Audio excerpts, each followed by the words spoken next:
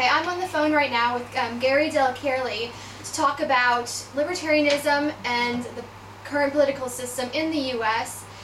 First of all, let's just talk about, for those who don't know about libertarianism, can you give us a definition of what that is? Libertarians believe in small government. They believe in basically they tend to be socially liberal and fiscally conservative. Now, I know that's a bit cliche, but it comes down to pretty much what most of us believe. Classical liberals, as we say, but in the United States now, liberal is taken on a different meaning. It basically means somebody who is more to the left. Because we know you're the founder of Libertarians Abroad here in Thailand, so why did you start it?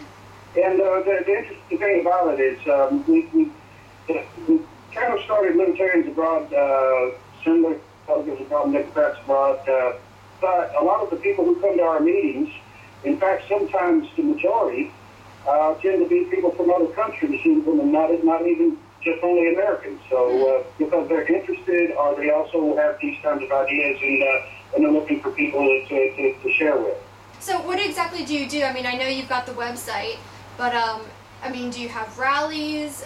Do you sponsor certain events? No, we pretty much meet once a month, but we haven't done anything overtly political. The reason why is because libertarians are much more of an ideology than a party itself. I mean, you can in some ways call it a movement.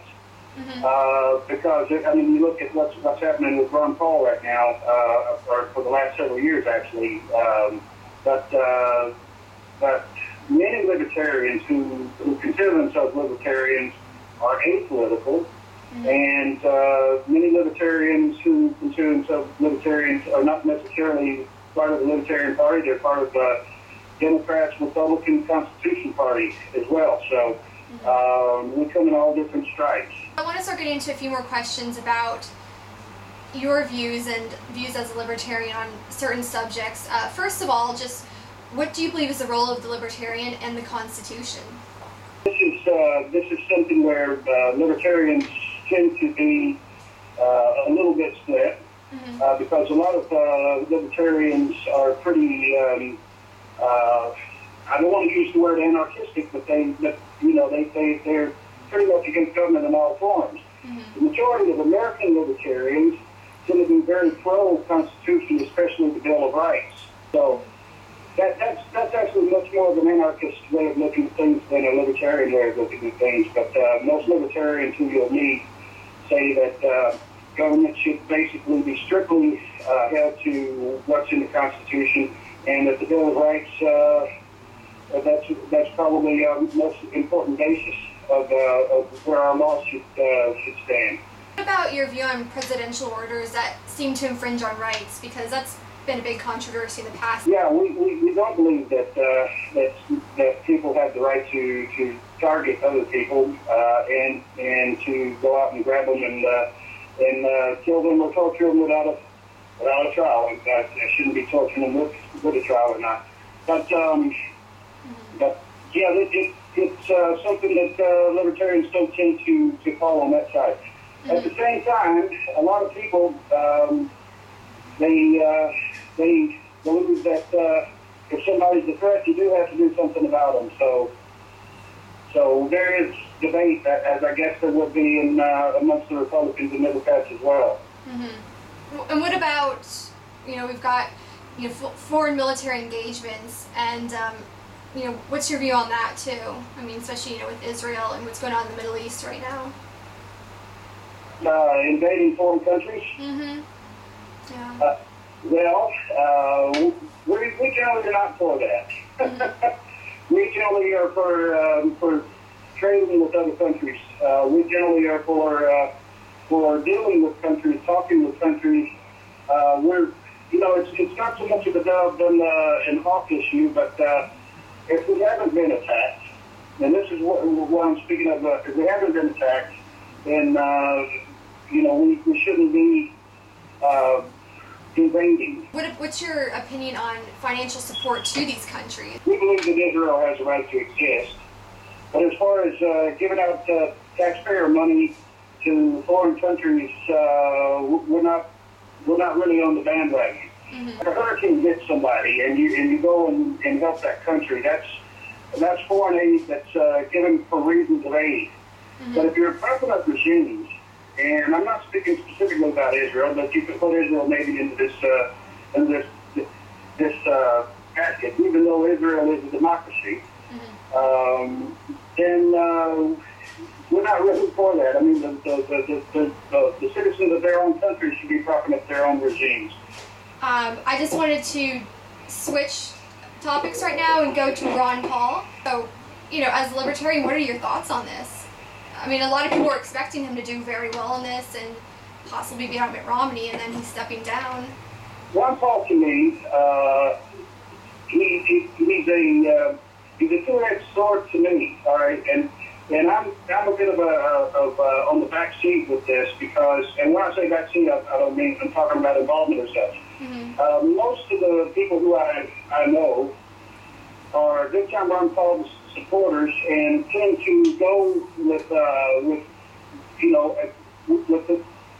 however the wind blows with them. Me, on the other hand, in the last election, when Ron Paul refused to endorse McCain, and he refused to endorse a Libertarian candidate and instead endorsed a candidate from a conservative, basically a very religious right party, if you ask me. I kind of didn't wear rose-colored glasses about Ron Paul. Ron Paul, to me, is the best fresh air when you're talking about the United States Congress. He tends to be one of the few people, if not the only person at times, who's saying and doing the right things. Now, do you think that people like Gary Johnson and Ron Paul are changing the future of libertarianism? I do, and I want to say on both ends that they're having a positive effect. Okay. I mean, Ron Paul has been a bit of a rock star, and he has brought a lot of people out. The one thing that I worry about with Ron Paul is that if it takes doing it within the Republican Party to bring people out, if they can't do it on their own or do it with another party that's consistent about it, then it's fair weather. I mean, do you think, with Rand Paul supporting Mitt Romney, do you think that was a shock for most libertarians going, okay, what's going on here? I thought he was supporting his dad, now he's going over here? Yeah, I do think that there's a shock. There's still a lot of disbelief. It's funny because some of the libertarian Republicans, so to speak, didn't even know who Gary Johnson was, even though he spent most of his political life as a Republican. So to have Ron Paul turn around and suspend his campaign, I mean, what I have to be careful about it, he's still a candidate. He hasn't, he's all but candidacy. You still have people believing that he could be their champion and go third party or something like this. So, do you think Ron Paul's helped persuade any Republicans that there's another form of conservatism out there? I mean, he's had a lot of opportunity. Now, he ran as a Libertarian for president in 1988. But he's basically done everything he could to distance himself from that. If you ask me, he hasn't openly said it, but he's done whatever he could to distance himself from that. A lot of Libertarians don't see it that way, but I do. I don't believe that the future of libertarianism is in the Republican Party. I really don't. I believe you'll always be outnumbered by the religious right. You'll always have these abortion issues. You'll always have these marriage issues. You'll always have everything that goes along with this. You'll also have the health issues within the Republican Party. And if libertarians believe that they're going to all join the Republican Party and the Republicans are going to change, no, it won't happen. Guys like Ross Perot and Jesse Ventura have done more than Ron Paul has to change that perception. But of course, Ross Perot and Jesse Ventura indicated they don't participate in politics anymore, so there's nobody showing another way, a third way, if you want to call it. But I definitely do believe that we need a third way, even if it's communist. to get people to start thinking different ways about issues. Number one, I know communism, but just putting on the Democrat Republican coach and going at it is creating a duopoly. We call them Republicrats. They just big money spenders, but they spend on different things. Last question for you, very easy. So who do you think is going to come out on top in these presidential elections? Okay, I've gone on record on this several times before, and it's changed. Okay. If you had asked me before, let's say last winter and such, I would have said that there's no way that Obama would win this election. But personally, I think that Obama will carry this election. I don't think the Republicans chose somebody who has differentiated his positions nearly enough.